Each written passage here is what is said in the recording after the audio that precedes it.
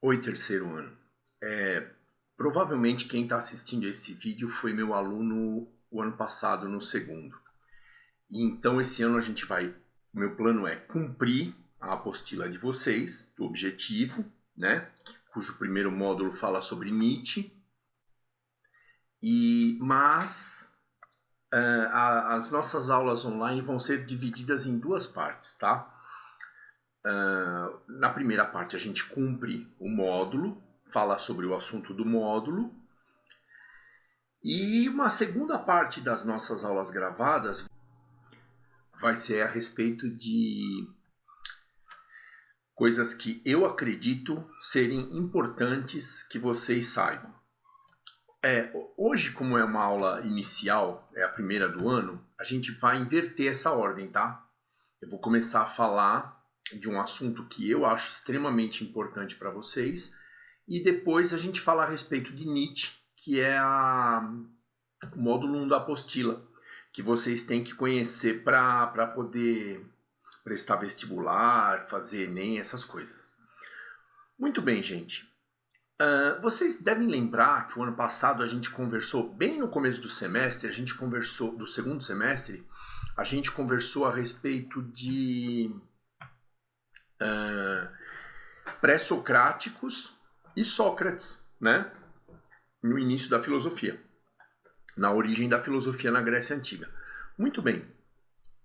Dentre esses pré-socráticos, existia um grupo chamado sofistas. Para vocês entenderem bem isso tudo, é um contexto assim extremamente importante do surgimento da filosofia, mas que vocês precisam entender. É uma explicação assim muito importante para quem se interessa por filosofia, para quem se interessa por pensar, né? Filosofar nada mais é do que pensar. Procurar respostas diferentes, respostas que satisfaçam o seu senso crítico, para que você possa entender melhor a dinâmica da sociedade e do mundo como um todo. Fica muito mais simples viver a partir do momento que você pensa, certo? Eu não lembro se a gente conversou a respeito disso ano passado, no segundo ano, mas eu vou revisar esse assunto.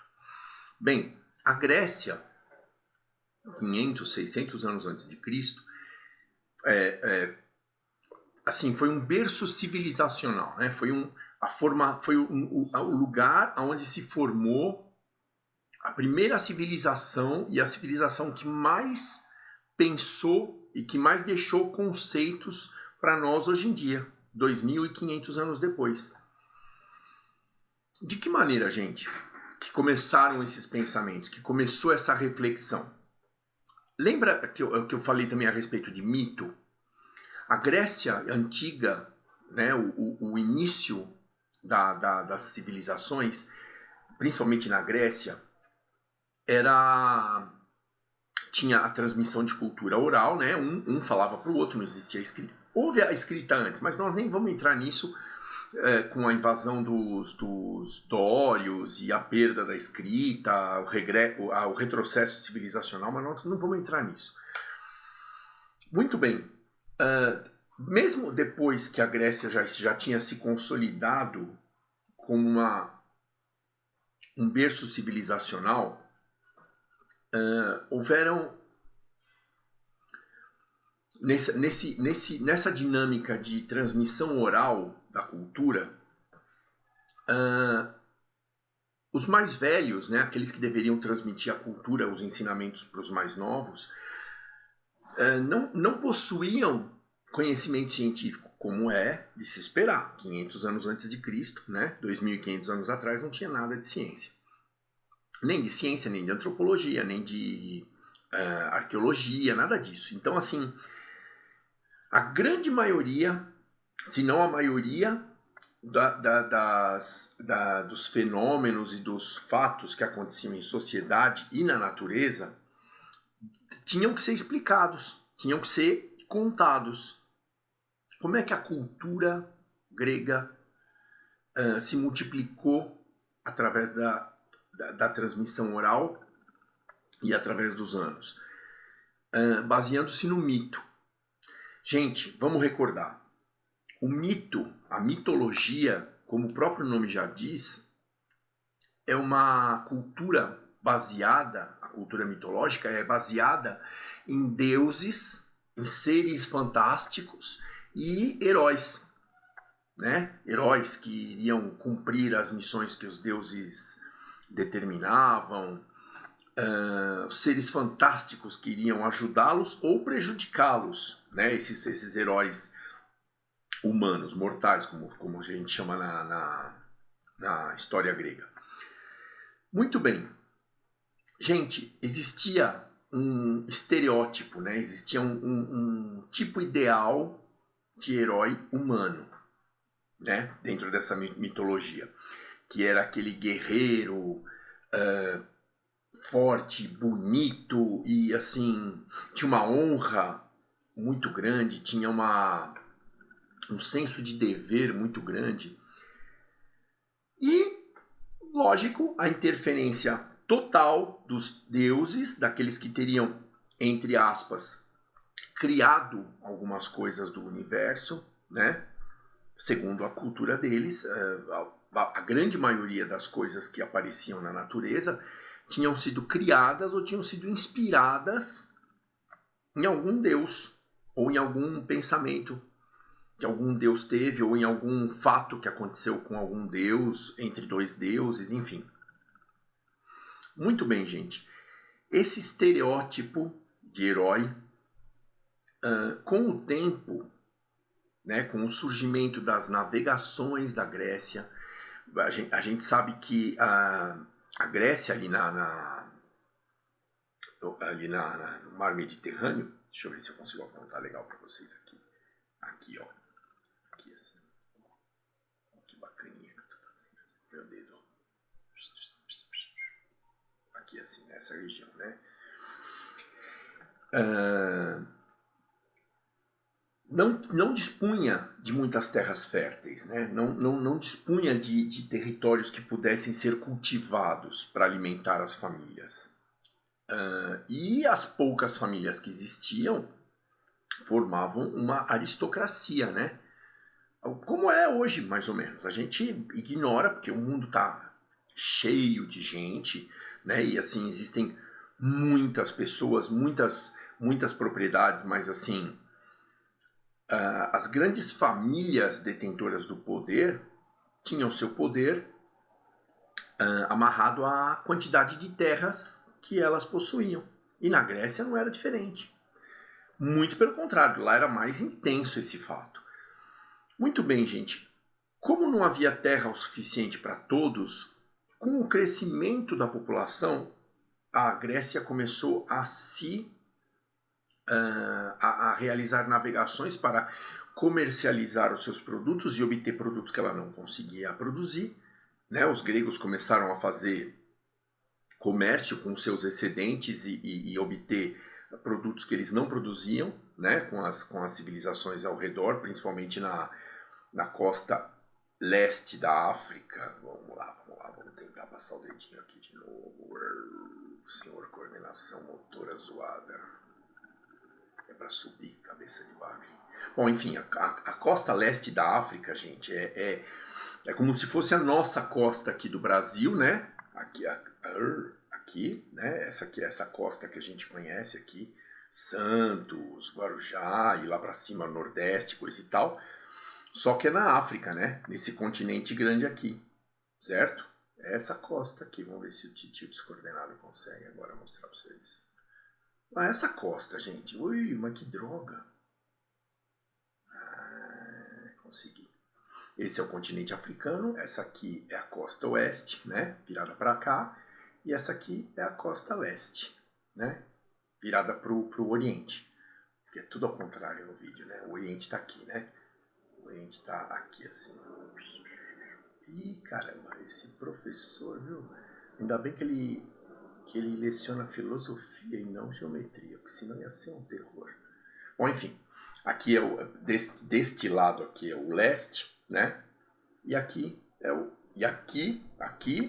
oeste. Isso já vai dar motivo para vocês rirem muito da minha aula. Muito bem, gente. Os gregos começaram a se expandir, né? Entre o Oriente, que eu mostrei, esse Orientezinho aqui, e a costa leste da África. Mas esse professor, eu vou te contar, aqui é assim. Vou baixar o dedo devagarinho para não zoar. É a costa leste da África. Com essa expansão, gente, as pessoas começaram a conhecer outras culturas. Isso eu tenho quase certeza absoluta que a gente conversou o ano passado. E começaram a retornar para a Grécia e questionar aquela mitologia, né? Em paralelo a isso, esses caras que faziam comércio, que compravam um excedente de produção grego e saíam mar afora para comercializar os produtos que eles não tinham, esses caras eram os comerciantes. Como na Idade Média, quando vocês devem ter estudado com o professor Anselmo, houve o surgimento da burguesia. E na Grécia houve o surgimento daquele comerciante que tinha dinheiro, mas não tinha poder, porque o poder também estava restrito nas mãos dos grandes latifundiários, né? Grandes proprietários de terras boas, né? Então, o que aconteceu, gente? Na administração da Grécia inicial, essa aristocracia, essa oligarquia de grandes proprietários, esse pequeno grupo de grandes proprietários de terra, de gente poderosa, porque tinha muitas terras boas para cultivo, enfim, eles decidiam, né? No início da administração grega, eles decidiam o que ia ser feito das ilhas todas, das comunidades gregas, das civilizações gregas, né? Da ilha de Atenas, das outras ilhas de Creta, Esparta, que era o território continental, enfim. Com o passar do tempo, esses caras que iriam fazer comércio com os excedentes gregos, eles passaram a ter poder financeiro. Mesma história do feudalismo da era medieval na Europa. Muito bem. E quiseram começar a ter participação na política. Eles tinham muito dinheiro. As leis que a aristocracia fazia beneficiavam apenas a aristocracia. E eles queriam participar da política justamente para começar a defender os interesses deles, né? Gente, qualquer semelhança com a Idade Média é mera coincidência. Muito bem, gente. E vamos retomar os sofistas, né? Alguns pré-socráticos, ou seja, vieram antes de Sócrates. Esses sofistas, principalmente Protágoras e Górgia, esses caras, eles não tinham berço esplêndido, né? Eles não faziam parte da aristocracia, ou seja, não tinham assim meios de se sustentar só fazendo filosofia, só pensando, só chegando a conclusões e, enfim, eles tinham que cobrar pelos ensinamentos que eles trariam, né? Pelas mensagens que eles trariam para aqueles filhos de comerciantes que pretendiam defender os interesses dos comerciantes na Ágora, que era o lugar onde se praticava a política, né? A ética da polis, ou seja, a decisão a decisão administrativa dos rumos da polis, que eram as cidades gregas, das polis, né? Porque eram várias. Muito bem, gente. Esses sofistas, eles cobravam para ensinar a retórica. O que é a retórica, gente? É a arte de bem falar, a arte de defender os seus argumentos, a arte de responder, né, a argumentos, a arte de debater. Essa é a retórica. Muito bem. O fato desses sofistas cobrarem para ensinar isto, para que eles futuros políticos, né, futuros administradores das polis, como os filhos dos comerciantes, aqueles que se interessavam em participar da política para defender seus interesses, foram esses sofistas que cobravam, que seriam professores antigos, eles foram criticados por Sócrates. Porque essa turma, esses sofistas, eles ensinavam a retórica para esse pessoal e traziam ideias a respeito de políticas que eles haviam conhecido em outras regiões, certo? Esses caras também conheceram várias regiões, outras comunidades, outras culturas. E aí o Sócrates, ele defendia que o conhecimento devia ser compartilhado e não vendido. Portanto, hoje em dia, nós criamos um certo ranço, né? O pessoal que está na filosofia e que estuda um pouquinho de história, criou um certo ranço, criou uma certa antipatia pelos sofistas. Porque Sócrates, que não escreveu nem um bilhetinho, através de Platão, condenou muito esses sofistas.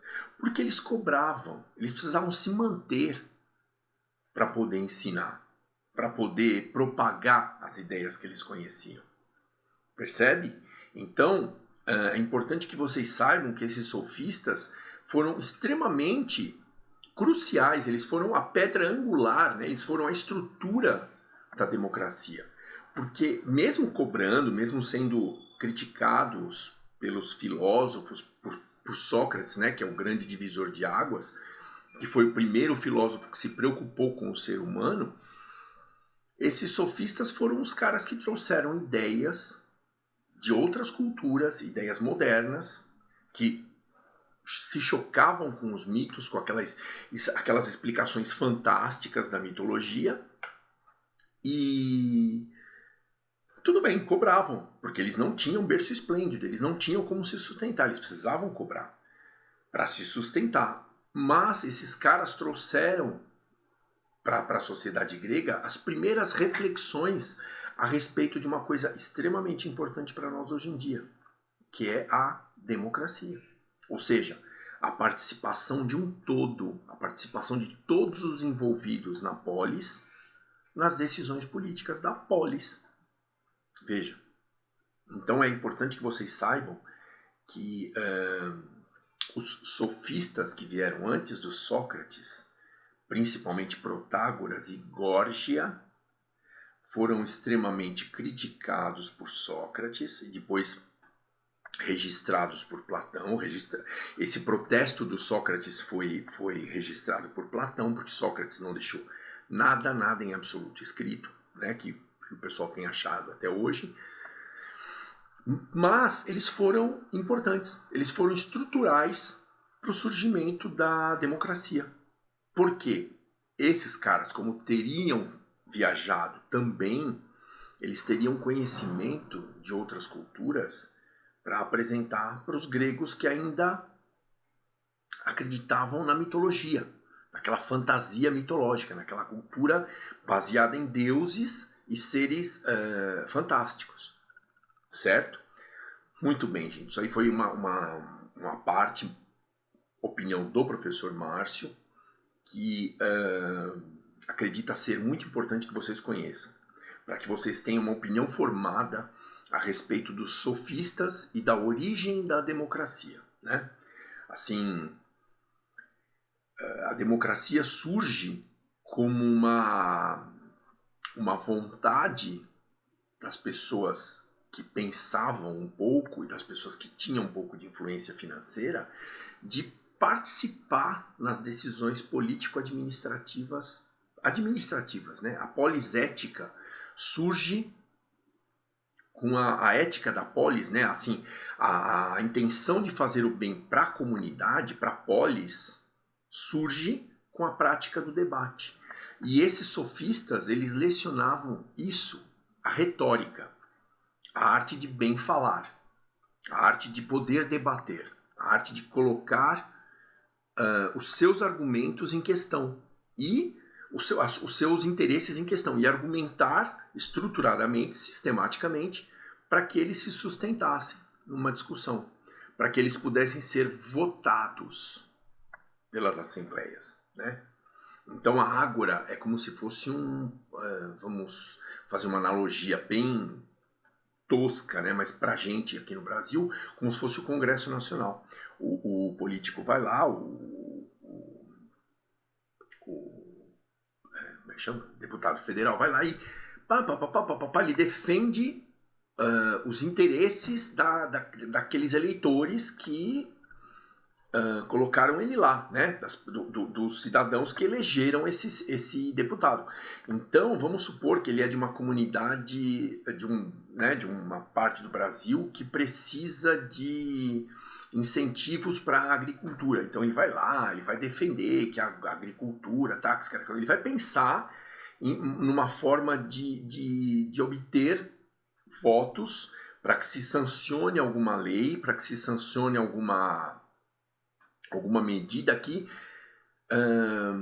favoreça essa agricultura da região dele. É assim que funciona a política, mais ou menos, tá? E assim, como nós temos vários deputados, teoricamente, todos os rincões do Brasil, ou seja, todos os cantinhos do país, seriam representados no Congresso Nacional, que defende algumas ideias, que expõe alguns pontos de vista e interesses para que eles sejam votados pelo Poder Executivo e mesmo pelo Poder Legislativo e sejam criadas leis, né, para favorecer esses interesses. Certo? Se alguém tiver alguma dúvida, pode mandar alguma mensagem para mim via plataforma, via Akadesk, que aí a gente vai discutir melhor essa problemática toda. Lembra que eu falei de duas partes da aula? Que a primeira seria o módulo e a segunda seria a opinião do professor, um assunto importante que eu acho relevante para vocês. Hoje, como é a primeira aula, nós vamos inverter isso, tá? Gente, o módulo 1 da apostila do terceiro ano, que eu acredito que o pessoal do cursinho vai assistir também para estudar, é a respeito de um filósofo chamado Friedrich Nietzsche.